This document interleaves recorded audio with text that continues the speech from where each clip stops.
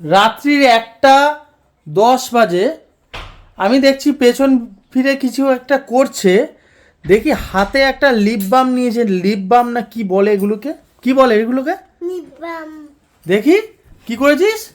ইয়ে মা, দেখেছো